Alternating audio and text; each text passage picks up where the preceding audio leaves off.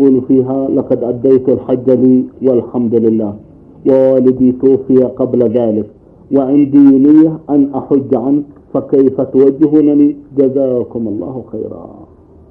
جزاك الله خيرا فيما نويت وحقق لك إنفاذ ما قصدت. أما كيف نقول نوجهك، فأن تحج عن أبيك كما حججت عن نفسك، وأن تحافظ على أحكام الحج، وأن تتجنب الحرام. فإن كنت مقيما